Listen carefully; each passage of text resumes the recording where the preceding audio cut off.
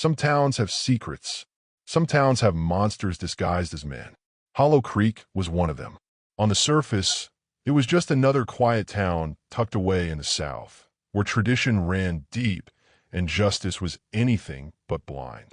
But beneath its charming facade, a web of corruption had been carefully spun, a system built to silence, control, and disappear those who didn't belong. At the center of it all was Judge Theodore Langston, a man who ruled his courtroom like a king on a throne, backed by crooked officers who did his bidding. Together, they ran a pipeline of injustice, targeting the vulnerable, framing the innocent, and making sure no one could fight back. Until now, because this time they picked the wrong woman.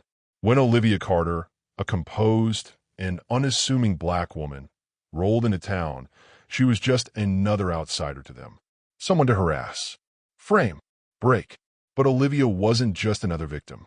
She was an FBI agent, and she had come to Hollow Creek for one reason: to find a missing woman, one who had vanished without a trace. What she didn't know was that her investigation would uncover something far more sinister than she ever expected. What she didn't know was that by the time this was over, the entire town would be forced to face its darkest truths. Because when you frame the wrong person, the house of lies you've built won't just crack, it will burn. This is the story of power, corruption, and the reckoning that followed. And trust me, you won't see the twist coming. Before we dive in, let me know, where are you watching from? I love seeing how far these stories travel. And if you enjoy gripping stories about justice, deception, and unexpected revenge, make sure to like, share, and subscribe so you don't miss what's next. Now, let's get into it. They say justice is blind, but in the quiet town of Hollow Creek, justice seemed to be peeking through a narrow, prejudiced lens. Judge Theodore Langston, a man of legal influence and deep-seated bias, had spun a web of corruption alongside his loyal officers. But this time, they had unknowingly targeted the wrong person. Olivia Carter, a composed and unassuming black woman, was about to reveal the true power she wielded. As Hollow Creek unknowingly prepared for what would become the trial of the century, all eyes were about to turn toward a small courtroom ready to explode with betrayals, secrets, and shocking revelations. A town built on tradition and corruption, Hollow Creek was not the kind of place one found on tourist maps. Tucked between rolling hills and a winding river that gleamed only at sunrise, the town had a nostalgic charm that some found comforting and others found suffocating. A single road ran through the downtown area, lined with antique shops, an old diner, and a row of American flags lazily swaying in the humid southern breeze. In this town, everyone knew each other, for better or worse. And nothing changed without the approval of the old guard, a group of influential men who upheld tradition, power, and silent prejudice. At the helm of the town's justice system sat Judge Theodore Langston, a man who had presided over hundreds of cases with an iron grip. His courthouse, a majestic yet outdated building with towering columns and scuffed wooden pews, had been the setting for countless convictions, confessions, and coercions. Judge Langston was the law in Hollow Creek, or so he believed. At 65, he had spent decades molding the town's legal system into his own private kingdom. He came from a long line of men who believed status was inherited, not earned. He walked with a slight limp, the result of an old hunting accident, and his face wore the scowl of a man whose authority had never been questioned. There were whispers of his prejudiced rulings, but formal complaints against him? Few and far between. Those who found themselves on the wrong side of Langston's gavel often lacked the resources to fight back. And those who could fight back, they feared stepping on the wrong toes in a town that despised troublemakers. But Judge Langston was not alone in his reign. Standing beside him were Officer Warren Tate and Deputy Lucas Finley, two men who ensured the town's so-called law and order remained unchallenged. Officer Tate, a tall, broad-shouldered man with a retreating hairline and a permanent scowl, had earned a reputation for harassing minority drivers. His favorite excuses? Tinted windows, suspicious behavior, a broken taillight, anything to create an excuse for an arrest. Finley, his younger and quieter deputy, was no better. He followed Tate's lead without question, willing to play his part in whatever scheme kept their authority intact. Over the years, Hollow Creek's law enforcement and the judge's courtroom had become a well-oiled machine, one that thrived on false charges, forced confessions, and maximum penalties for those who didn't fit the town's mold. And so, when Olivia Carter unknowingly rolled into town, she stepped onto a conveyor belt of injustice, one designed to chew up outsiders and spit them out before they had a chance to fight back. What Officer Tate and Judge Langston didn't know, however, was that Olivia was no ordinary visitor. She had not come to Hollow Creek by accident. She was searching for someone, and she was about to turn their entire world upside down. A federal agent in disguise. Olivia Carter was a graceful, composed woman in her mid-30s. She carried herself with quiet confidence, dressed in a crisp white blouse and tailored navy blue trousers. Her warm brown eyes held a sharp intelligence. Her posture was poised but unassuming. At 5 feet 6 inches, she did not appear intimidating. But in Hollow Creek, her presence alone was enough to raise suspicions. She parked her dark gray sedan between 2 vintage pickup trucks and stepped into the town's only diner. As she sipped her iced tea, flipping through an abandoned newspaper, she had no idea that Officer Tate was already watching her. Tate, sitting in a booth with his deputy, took one look at her out-of-state plates and made up his mind. "You recognize that car?" he muttered to Finley. "Nope," Finley replied. Tate smirked, pulling out his notepad and jotting down the license plate number. "Let's keep an eye on this one." That was all it took. Neither man had the slightest clue who Olivia really was. They saw only her skin color and an unfamiliar license plate. And Judge Langston? He had no inkling of the storm that was about to descend upon his courtroom. For years, he had orchestrated a sham justice system, confident in his untouchable authority. But the wheels of fate had already begun to turn. The walls of corruption that held Hollow Creek together were about to be shattered. The arrest that set everything in motion. That evening, Judge Langston sat in his private study, sipping whiskey as he reviewed the day's docket. The old leather chair creaked as he leaned back, a smirk on his lips. Then the phone rang. "Judge," came Officer Tate's voice, brimming with excitement. "We got someone suspicious in town." Langston swirled his whiskey. "Suspicious how?" Tate chuckled lowly. "Black woman, out-of-state plates, poking around town, asking too many questions." Langston's smirk widened. "Sounds like a troublemaker. I figured we'd dig up a reason to bring her in." The judge took a slow sip of his drink. "Just don't make it obvious." "I know the drill." At that exact moment, Olivia sat on the wraparound porch of her bed and breakfast, completely unaware that she had just been marked. She had come to Hollow Creek for one reason. She was searching for Maya Thomas, the younger sister of her best friend. Maya had disappeared 6 months ago. Her last text to her sister read, "I'm close to something big. Wish me luck." Then silence. Olivia had searched every law enforcement database. No arrest records. No hospital admissions. No trace of Maya at all. It was as if she had vanished in a thin air. And Olivia suspected foul play. What she didn't realize was that her investigation had just put her in the crosshairs of the most corrupt men in Hollow Creek. And they were already planning her downfall. The setup, a trap in motion. At 9 p.m., Olivia decided to take a short drive to a gas station just outside the town square. She needed to clear her head and grab some bottled water for her room. She had no idea that Officer Tate and Deputy Finley were already waiting. Their squad car sat parked in the shadows of an empty side street, headlights off, like a predator lying in wait. The moment Olivia's sedan passed them, Tate pulled out behind her. Click! He flipped on the dashboard camera, ensuring that whatever fabricated story they planned to concoct would have official footage to back it up. Olivia, though vigilant, couldn't help but notice the headlights trailing her in the rearview mirror. Her grip tightened on the wheel. She had seen this before. Tate and Finley were testing her, waiting for her to make even the slightest mistake. At the gas station, Olivia pulled up next to a pump and began filling her tank. Tate and Finley parked behind her, but did not immediately approach. They were waiting, watching, letting the tension build. After paying at the pump, Olivia stepped into the convenience store, grabbing 2 bottles of water. She moved casually, her face unreadable, but inside, her instinct screamed. They're going to make their move. And they did. When Olivia stepped out, Tate and Finley were waiting by her car. Finley's hand rested on his holstered firearm, an unnecessary show of intimidation. Tate cleared his throat. "Evening, ma'am." Olivia kept her expression neutral. "Good evening, officer." Tate tilted his head as if sizing her up. "Got a report that someone matching your description was loitering near closed businesses, peeking into windows." Olivia immediately knew. This was a bogus charge. She kept her tone measured. "That's impossible. I've been at the diner, my bed and breakfast, and now here." Tate chuckled lowly. "That's so." His voice dripped with mock disbelief. Finley crossed his arms. "Mind if we see your ID and registration?" Olivia nodded calmly. She had nothing to hide.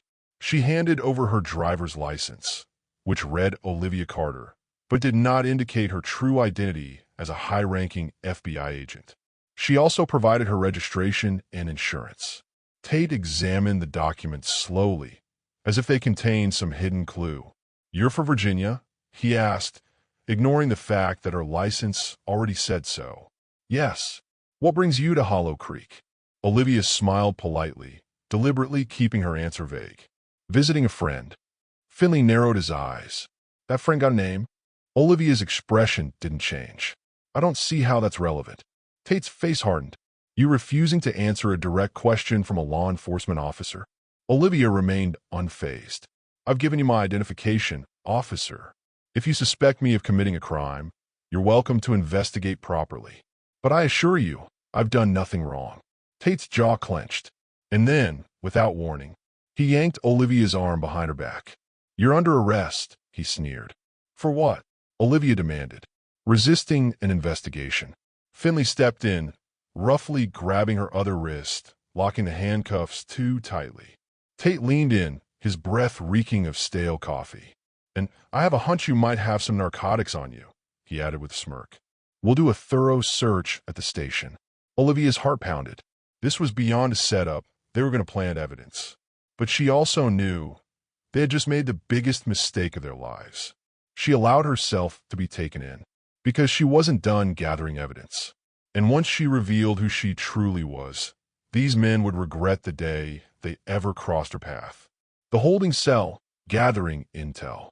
The ride to the Hollow Creek Police Department was silent, except for the occasional crackle of the police radio. Olivia kept her expression unreadable, but her mind raced. She had been trained for this. Through undercover FBI operations, she had learned to think several steps ahead. She knew how corrupt cops operated. She had seen false charges and planted evidence before. But what infuriated her was knowing this town had done this to others, to people who didn't have the power or resources to fight back. That ended tonight. At the station, a tired-looking desk sergeant processed Olivia's arrest. Tate smirked as he handed over the paperwork. Caught her snooping around, he lied smoothly. She was probably on something. The sergeant sighed, as if she had heard this routine before. She led Olivia to a small holding cell, dingy, cramped, and reeking of sweat and mildew. Tate leaned against the bars, arms folded, his grin triumphant. "You can make your phone call in a bit," he said, "but I wouldn't get my hopes up." Olivia said nothing. She just stared back at him, her expression unreadable. But inside, she was already calculating her next move. Because Tate had no idea, he was standing at the edge of his own downfall. The plan begins. Olivia spent the next several hours observing. She listened to the other inmates. Some were young black men who had been pulled over for resisting, but in reality, they had simply asked why they were being stopped. One woman whispered, "They plant evidence. If you push back, the judge makes sure you never leave." It confirmed what Olivia already suspected. This town wasn't just corrupt, it was operating like a small-scale police state. By morning, the desk sergeant returned, looking slightly apologetic. "You got a visitor," she said. Olivia was led to a visitation room, where she found Agent Henry Alvarez, an FBI colleague, waiting on the other side of the glass. She picked up a phone. "What the hell is going on?" Alvarez asked. Olivia explained everything, carefully, strategically. She kept her tone low, knowing that Tate and Finley were probably listening. "I came here looking for Maya Thomas," she said. "She was arrested 6 months ago, but there's no record of her release. Alvarez's expression darkened. That's bad. Olivia nodded. I need time.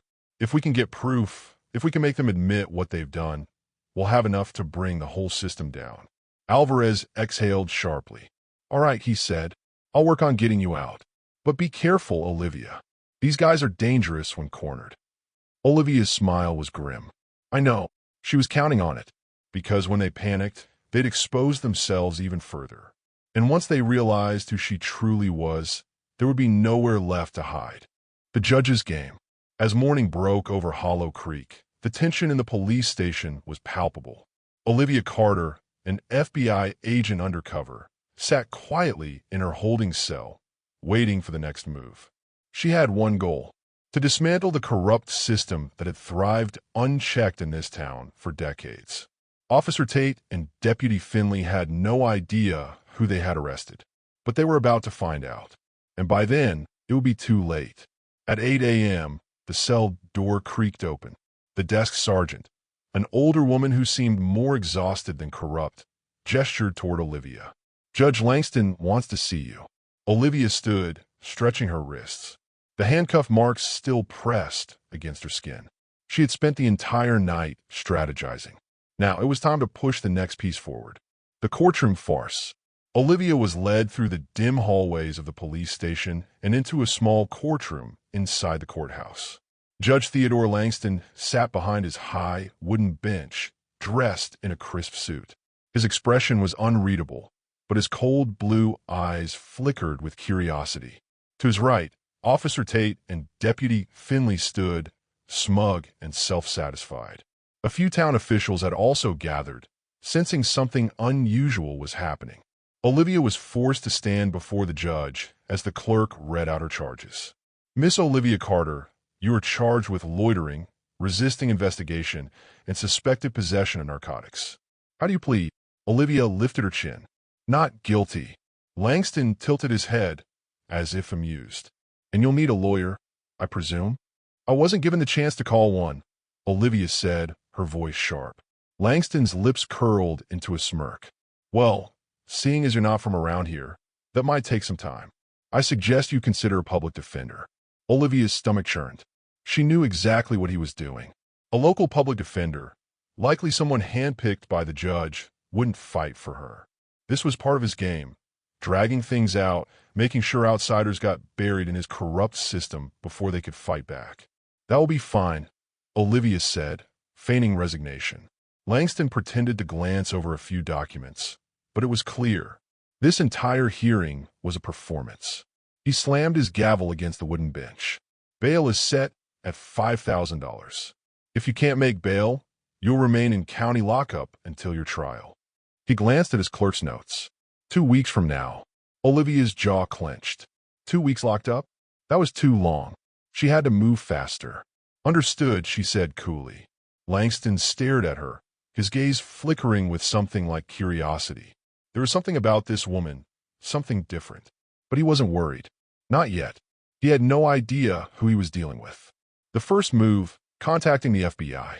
Back in her holding cell, Olivia waited for the shift change. The moment a new officer came on duty, she requested her phone call. She was led to a wall-mounted pay phone, ignoring Tate's smug grin as she dialed a memorized number. It rang twice. Then a voice answered. Agent Carter. Olivia kept her tone calm and professional, though every word carried a hidden message.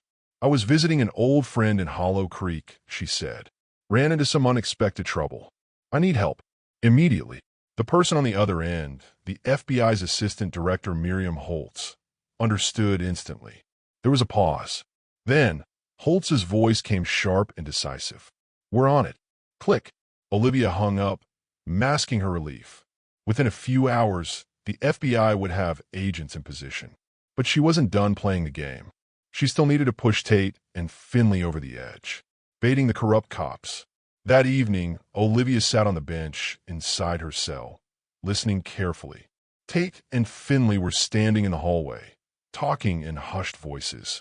But Olivia had sharpened her skills in undercover work. She knew how to hear through walls. And what she heard confirmed everything.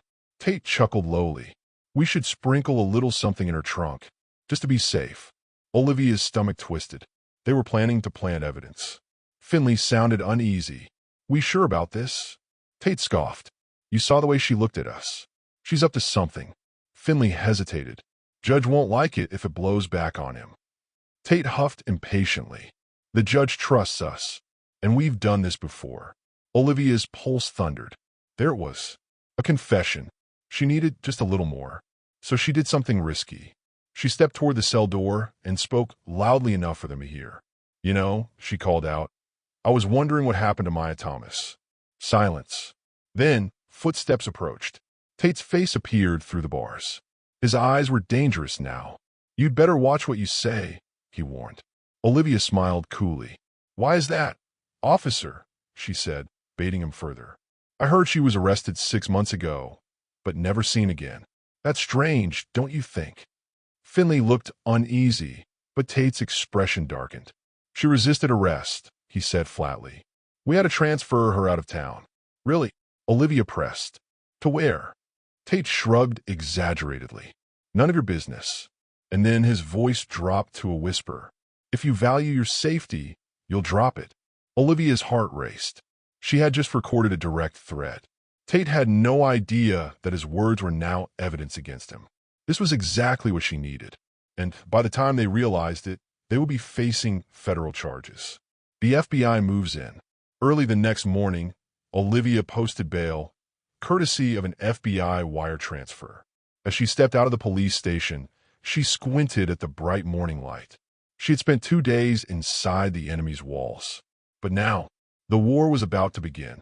She drove directly to the meeting point, a vacant gas station off Route 9, where FBI agent Henry Alvarez and Assistant U.S. Attorney Regina Collins were waiting. You got what we need? Alvarez asked. Olivia pulled out a small digital recorder. She hit play. Tate's voice crackled through the speaker. We should sprinkle a little something in her trunk. We've done this before. Then came the final nail in the coffin. Tate's threat. You keep your mouth shut, or you'll end up like Maya Thomas. Collins' face went pale. That's it, she whispered. That's enough to bring federal charges. Olivia's jaw tightened. Good, she said, because now it's time to burn this place to the ground. The takedown begins. At dawn, an unmarked convoy of black SUVs and sedans rolled into Hollow Creek. Inside the lead vehicle, FBI agent Henry Alvarez and Assistant U.S. Attorney Regina Collins sat tense, scanning the town as it came into view. They weren't alone. Behind them, a fleet of federal agents and U.S. Marshals had been assembled. The mission? To take down the entire corrupt justice system of Hollow Creek. The official story was simple. A federal inquiry into civil rights violations. The real story? They were about to expose and dismantle the system of abuse that had operated unchecked for decades. Judge Langston, Officer Tate, Deputy Finley. By the time the sun set on Hollow Creek, none of them would hold power ever again. The raid on the police department. Olivia Carter sat in the passenger seat of Alvarez's SUV, heart pounding. From their position down the street, she had a clear view of the Hollow Creek Police Department. It was a small, unassuming building, but inside it was rotten to the core. She clenched her jaw. This is it. Alvarez pressed his radio transmitter. All teams, stand by. A beat of silence. Then, go. Chaos erupted. In a flash, federal agents in tactical gear swarmed the police station, weapons drawn but lowered. FBI, hands where we can see them.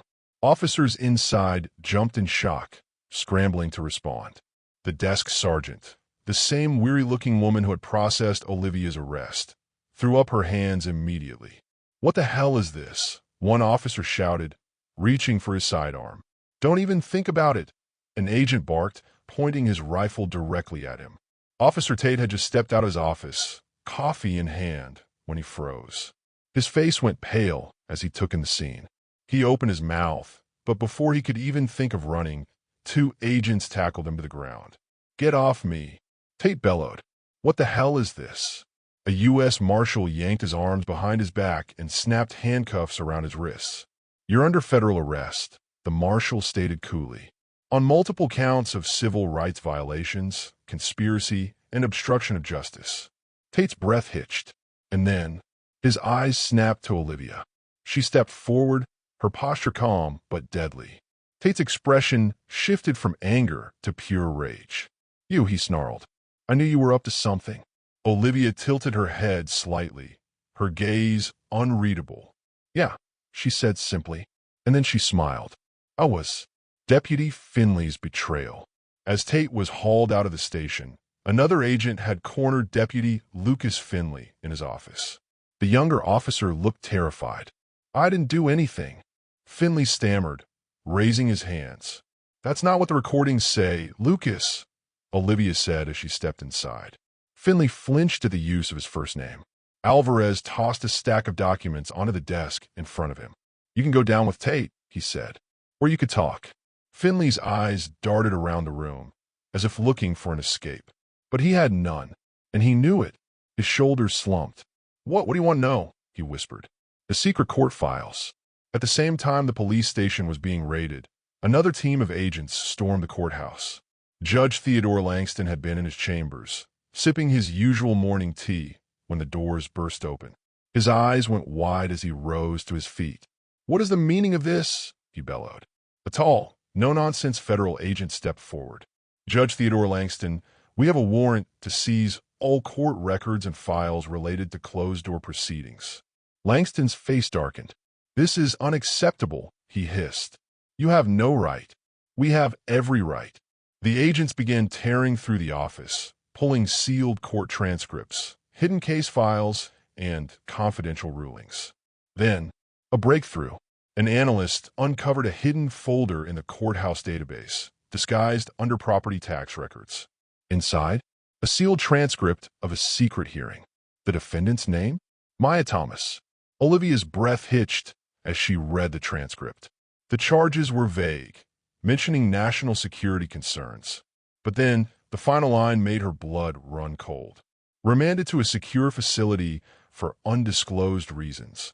No release date. No transfer paperwork. Maya had been taken off the record. Alvarez leaned over her shoulder. "They disappeared her," he muttered. "Just like we suspected." Olivia clenched her fists. "We need to find out where she was taken." The plantation prison. A lead finally came from Deputy Finley. Under pressure, he confessed everything. Maya was taken to a private property just outside of town, he admitted. An old abandoned plantation house. A name had been scribbled in the court files. Elmwood Acres. Olivia immediately recognized it. It was a decaying mansion on the outskirts of the county, a place people whispered was haunted. But there was no ghost inside. There was a prisoner, and Olivia was going to get her out. The rescue. With a team of 6 federal agents, Olivia and Alvarez raced toward Elmwood Acres. The gates were rusted, barely hanging onto their hinges. Beyond them, the driveway twisted into overgrown foliage, leading to a crumbling, vine-covered mansion. A sense of foreboding settled over Olivia. She knew Maya was here. She just didn't know if she was still alive. Alvarez's voice came through the radio. "Move in." The agents stormed the house, clearing each dust-filled room. Then, a shout from the back. "We found something." Olivia rushed downstairs, following the voices. At the bottom of a dark staircase, she found a locked metal door. With a hard kick, Alvarez broke it open. Inside, huddled in a cold, damp cellar, a frail woman with tangled hair and tear-streaked cheeks lifted her head. Olivia felt her breath hitch. "Maya." The woman blinked weakly. "Who?" Her voice cracked. "Who are you?" Olivia's throat tightened. "We're here to get you out." Tears welled up in Maya's eyes. "I thought no one was coming for me." Olivia stepped forward, her voice shaking with emotion. "You're safe now." And outside, as Maya Thomas was lifted into an ambulance, Olivia finally allowed herself to breathe. Justice delivered. By nightfall, Judge Langston, Officer Tate, and Deputy Finley were all in federal custody. Their empire of corruption was gone. And as Olivia watched Maya recover in a hospital bed, she knew. Justice had finally come to Hollow Creek.